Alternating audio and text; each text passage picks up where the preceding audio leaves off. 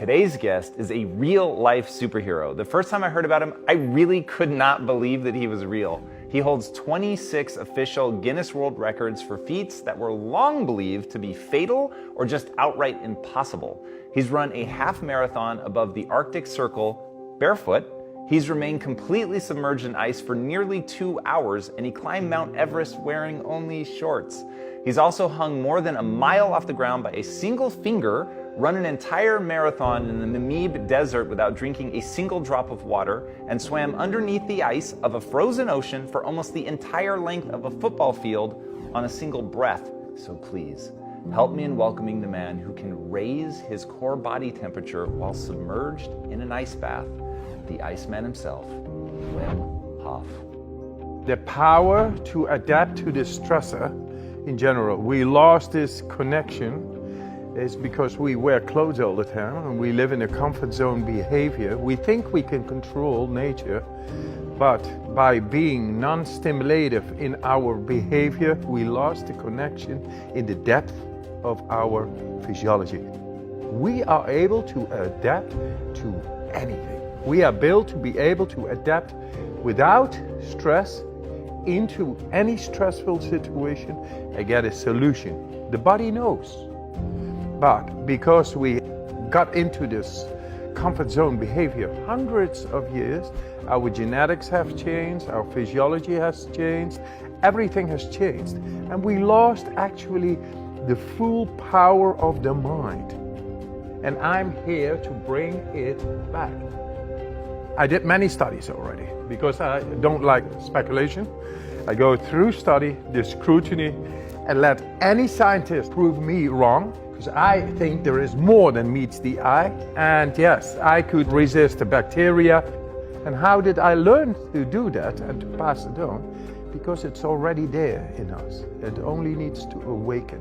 Willfully being able to get into the bone marrow and release the T and B cells in case of inflammation.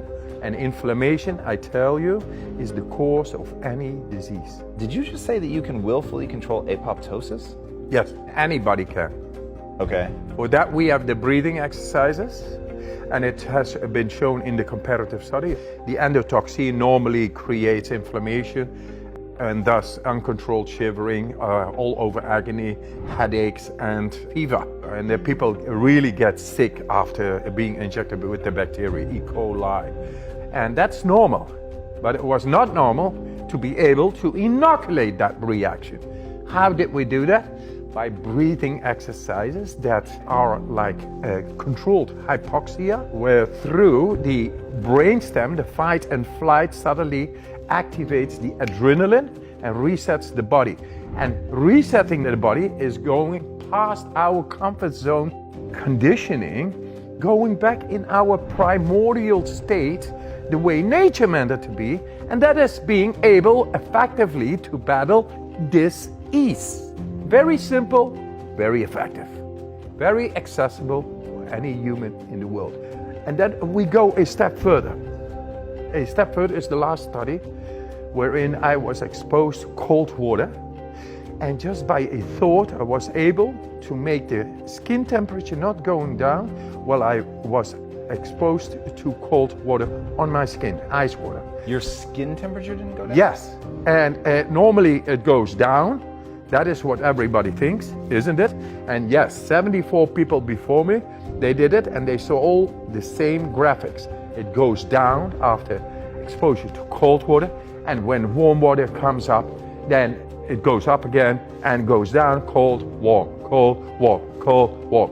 And then I did it, same. I didn't do anything. Why? Because I am in command of my breath. And with that, I become in command over my alchemy. And I'm able then to send and to manipulate any part of my body.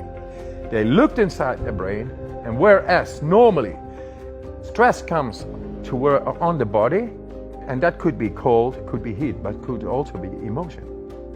Depression, bipolar, anxiety, fear, PTSD, trauma, it's all stress in the brain. And it gets inflamed.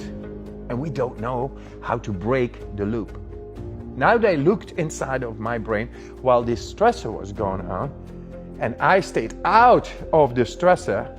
When the cold came in, I just stayed over there, and warmth, cold, warmth. I stayed in control.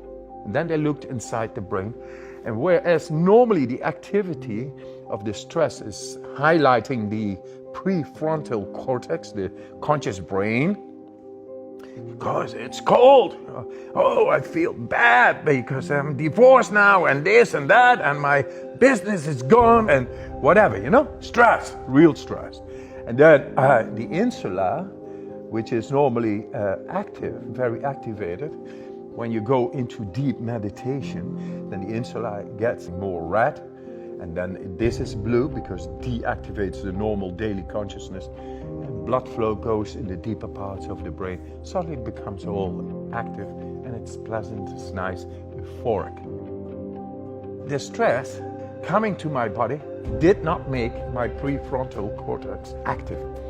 And then they saw something very remarkable, which is a robust activation of the PAG, which is part of the brain stem, that is the deepest part of the brain, the fight and flight, the survival, but also the area of the hormonal periaqueductal gray hemisphere, which is responsible for the activation of opioids.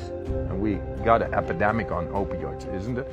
But we don't know how to tap in and to make these opioids work for us against, it's like pain-killing, analgesia, natural ones, very strong inside of us. We lost the connection, but now it is here. And the other one is the euphoric hormones, the cannabinoids, endocannabinoid system. Both are there, and they saw me activating for the first time in medical science robustly into that area. That's why it did not only solve the stressor from not being cold, it was warm. And the professors, they had a difficult time putting more ice in the water because I was warming up the water and I was doing nothing. That is the power of our mind. And what I can do, anybody is able to do. So, when people are depressed or bipolar or anxiety or fear or trauma or PTSD, it is stress and they cannot break the loop. I tell you, we found the key to break the loop. That's where I am right now with the science. And now this needs to be implemented for those in need. And there are many, many in need. Any stressor emotionally and physically and mentally, whatever you come up, we are built to be able to oppose that, to get through and to learn and not to be afraid, because we have the power of the mind. They say 20% of our brain is working. F that, man. It is 100%. And we got the innate capacity to enter into any part of our brain. And now we have shown to get into the deepest. And with that, we become the commanders of our own mind.